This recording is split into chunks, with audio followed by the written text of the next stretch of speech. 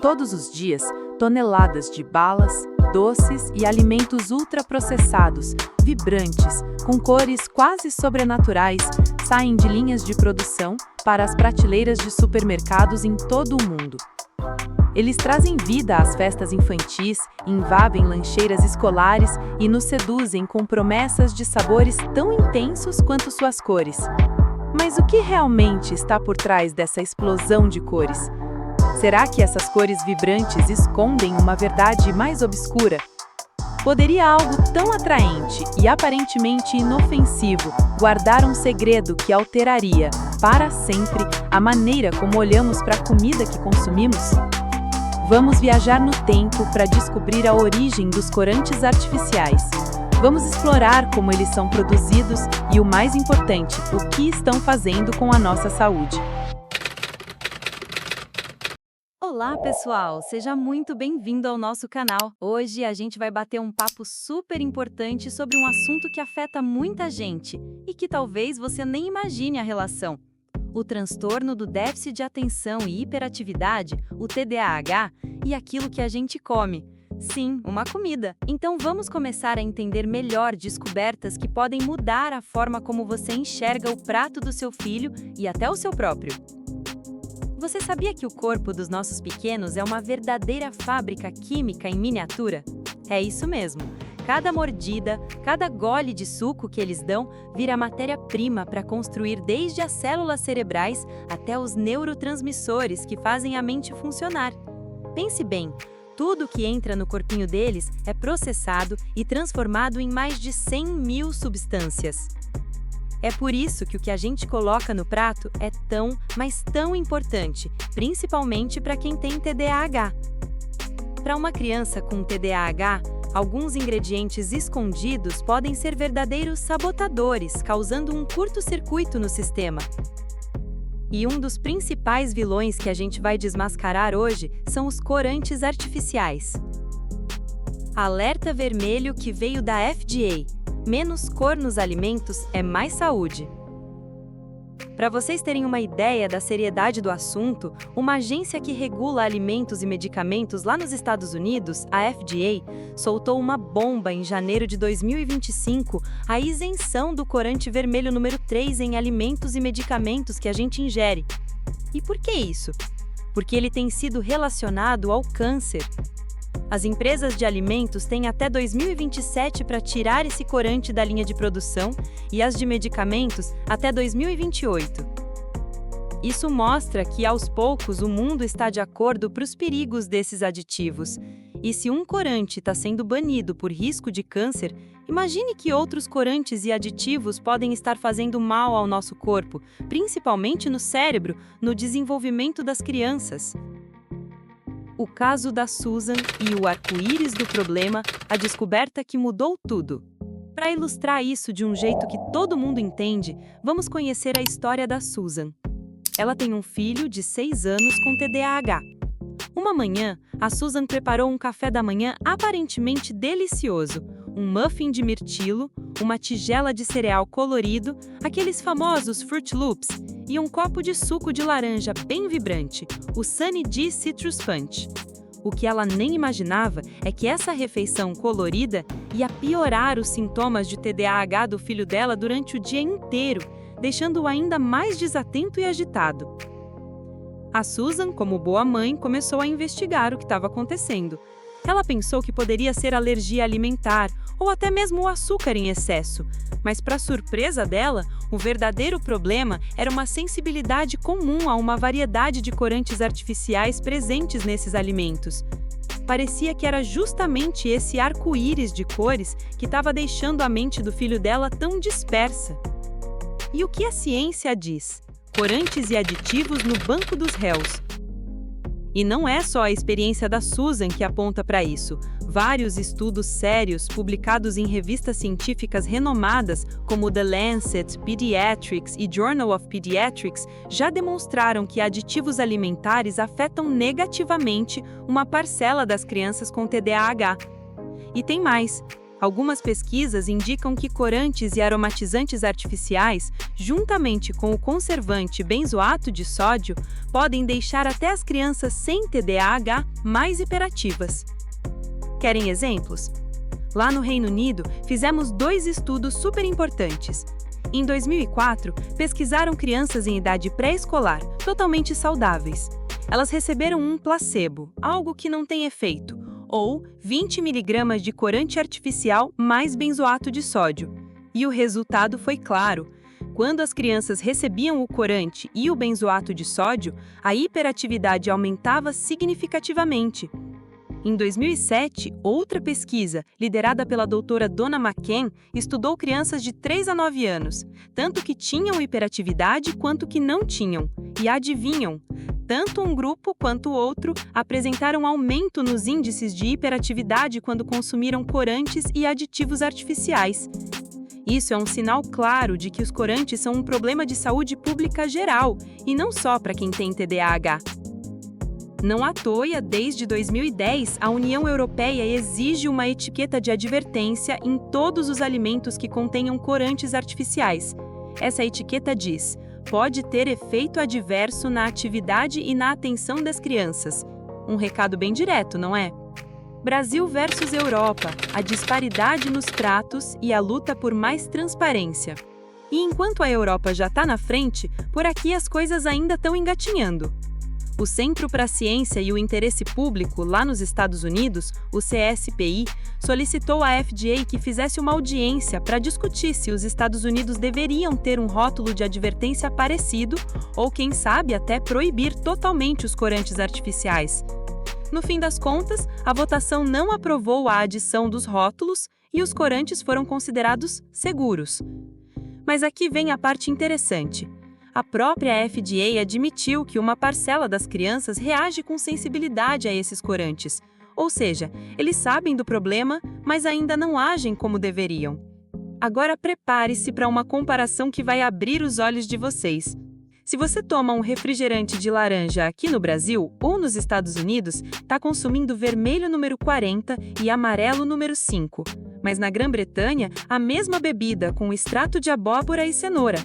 E as barrinhas de strawberry? Aqui tem corantes artificiais. Lá, na Grã-Bretanha, corantes naturais. Até os sundaes de strawberry do McDonald's são tingidos com vermelho número 40 nos Estados Unidos, enquanto os britânicos escolhem morangos de verdade. Isso nos mostra que é possível produzir alimentos sem esses corantes que podem ser competitivos. É uma questão de escolha das indústrias e de pressão dos consumidores. A boa notícia é que as coisas estão começando a mudar, mesmo que a passos lentos lá nos Estados Unidos, e por consequência podem chegar até nós. E no início de 2015, a Nestlé anunciou que removeria todos os corantes artificiais dos seus doces. Logo depois, a Hershey falou em ingredientes mais simples e fácil de entender nos rótulos. A Kraft se comprometeu a tirar todos os corantes amarelos do seu famoso macarrão com queijo. Taco Bell e Panera se comprometeram a parar de usar corantes artificiais ou xarope de milho rico em frutose. E a General Mills já está tirando os corantes de alguns de seus cereais. Isso é um sinal de que, quando as pessoas, como consumidores, exigem e se informam, as grandes empresas começam a se mexer. É um caminho sem volta. Seu filho pode ter sensibilidade? Faça o teste em casa.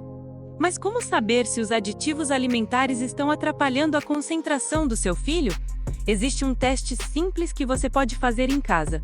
É tipo um detetive da comida.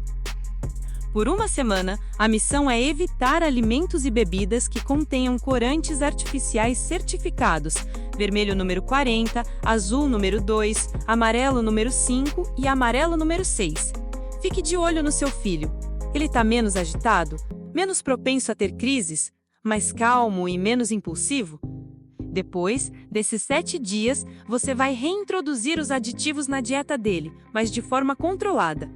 Coloque algumas gotas de corante alimentar artificial, aqueles de garrafinha que a gente compra no supermercado, em um copo de água e dê para ele beber. Observe o comportamento dele por 1 ou 2 horas. Se não notar nada, dê um segundo copo. Ele ficou mais hiperativo? Esse teste pode dar pistas importantes. As dietas de eliminação, uma luz no fim do túnel para alguns casos de TDAH. Além dos corantes, os pesquisadores britânicos testaram outros itens e descobriu-se que, em crianças, 79% reagiram aos corantes, 73% à soja, 64% ao leite e 59% ao chocolate. Isso mostra que os gatilhos alimentares podem ser vários. O Dr. Eugene Arnold, especialista em TDAH, diz que até 30% das crianças pequenas e em idade pré-escolar se beneficiam de uma dieta especial de eliminação. Mas o que é isso? É basicamente uma dieta onde você exclui os alimentos que podem desencadear comportamentos indesejados. Para adultos com TDAH, os benefícios ainda não são tão claros. Nessa dieta, você começa tirando laticínios, chocolate, cacau, trigo, centeio, cevada, ovos, carnes processadas, nozes e frutas cítricas. O que sobra para comer? Alimentos que raramente relatam reações, como cordeiro, frango, batatas, arroz, bananas, maçãs, pepinos, salsão, cenoura, pastinacas, repolho, couve-flor, brócolis, sal, pimenta e suplementos vitamínicos. Depois de um tempo, se você notar alguma melhora, você vai reintroduzindo os alimentos, um de cada vez, e observando as respostas. Se uma criança reagir mal, ficar mais agitada, ter dificuldade para dormir, você tira o alimento novamente. Se for por algo que ela gosta muito, pode tentar reintroduzir depois de um ano. Muitas vezes, sem a exposição constante ao alimento problemático, as crianças superam as sensibilidades. A gente não pode deixar de mencionar a dieta Feingold. Nos anos 70, o Dr. Benjamin Feingold, um pediatra e alergista, propôs um plano alimentar que, segundo ele, ajudaria a aliviar os sintomas do TDAH. Essa dieta proíbe corantes, aromatizantes, adoçantes e conservantes artificiais, além de alguns salicilatos, compostos naturais em algumas frutas e vegetais. Na época, os estudos não comprovaram as afirmações de Feingold e muitos especialistas em TDAH ainda descartaram essa dieta. No entanto, algumas pesquisas mais recentes sugerem que ela pode sim beneficiar aquela pequena porcentagem de crianças com TDAH que são sensíveis a produtos químicos nos alimentos. É importante frisar: nenhuma dieta de eliminação é fácil. Exige muito planejamento, tempo no supermercado lendo rótulos e, o mais importante, a cooperação de toda a família. Lembre-se, o que você não procura, provavelmente não irá encontrar. O velho debate do açúcar e o TDAH, mitos e verdades. Agora vamos tocar em outro ponto polêmico, o açúcar. A maioria dos pais de crianças com TDAH, nada menos que 84% em um estudo, acredita que o açúcar tem um efeito negativo no comportamento dos filhos. E muitos adultos com TDAH também estão convidados de que o açúcar piora os sintomas. Mas a comunidade médica por muito tempo desconsiderou qualquer ligação entre açúcar e adoçantes artificiais e comportamento. Eles se basearam em estudos antigos que diziam que, mesmo em detalhes, o açúcar não afetava o comportamento ou a função cognitiva das crianças. Mas a ciência está sempre avançando, e o que a gente sabe hoje é que qualquer adoçante, inclusive os artificiais, pode desregular a dopamina e os receptores no cérebro. E isso sim pode levar a alterações de comportamento, compulsão alimentar e, adivinhem só, sintomas de TDAH. Independentemente do debate sobre o TDAH, uma coisa é certa: o açúcar não tem valor nutricional e é cheio de calorias vazias. Pessoas que comem muito doce podem estar deixando de lado nutrientes essenciais que ajudam a se manter calmos e focados. E como os remédios para TDAH tendem a diminuir o apetite, é fundamental que cada caloria que uma criança ingerir seja saudável e nutritiva. Açúcar não é nada disso. A Associação Americana do Coração recomenda que a gente reduza significativamente o consumo de açúcar. Para crianças em idade pré-escolar, o máximo é 4 colheres de sopa por dia. De 4 a 8 anos, 3 colheres. E para pré-adolescentes e adolescentes, de 5 a 8 colheres. Para você ter uma noção, uma lata de refrigerante de 355 ml tem quase 9 colheres de sopa de açúcar. Isso é uma bomba de açúcar para qualquer criança. Ao ler os rótulos, lembre-se, 4 gramas de açúcar equivalem a 1 colher de sopa. Fica de olho. A maioria dos profissionais de saúde concorda. Reduzir o açúcar é fundamental para melhorar a saúde e o comportamento. Tente trocar os doces por frutas e evite o xarope de milho rico em frutose. Adoçantes alternativos, como o xilitol, fruta do monge e estévia, podem ser usados em pequenas quantidades.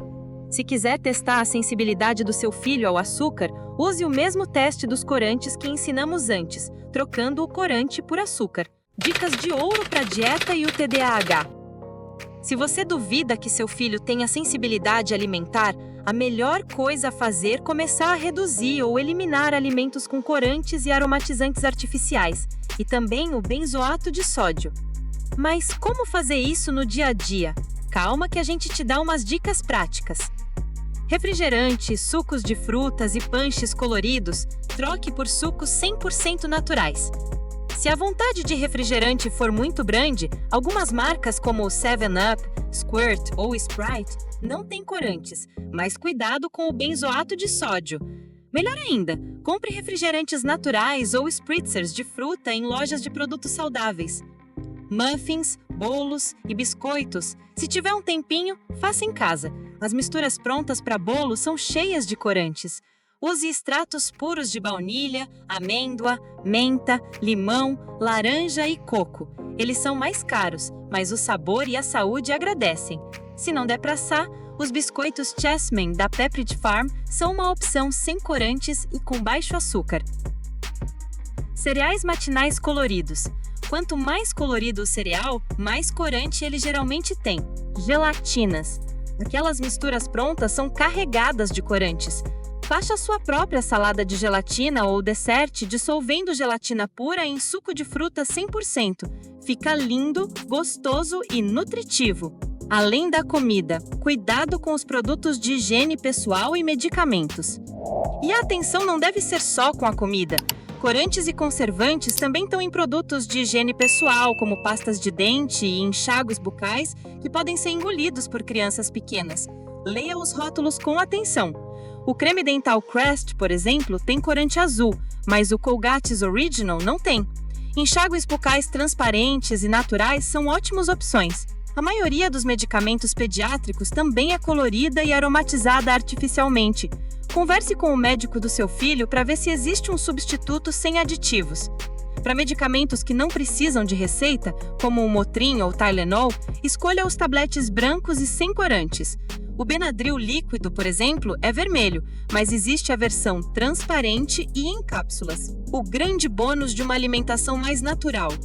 Evitar alimentos com corantes e conservantes artificiais tem um benefício extra e imenso. Vai aumentar o valor nutricional da dieta de toda a sua família.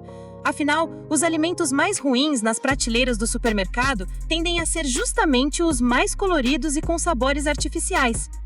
Ao fazer escolhas mais conscientes, você não só pode ajudar a aliviar os sintomas do TDAH no seu filho, como também promoverá uma vida mais saudável para todos em casa. E aí, gostou do nosso papo de hoje? Deu para entender a importância de ficar de olho nos corantes e aditivos? A informação é a nossa maior arma. Compartilhe esse vídeo com quem precisa saber disso. Deixa seu comentário com suas dúvidas e experiências. Juntos, podemos fazer a diferença na saúde das nossas crianças. Até o próximo vídeo!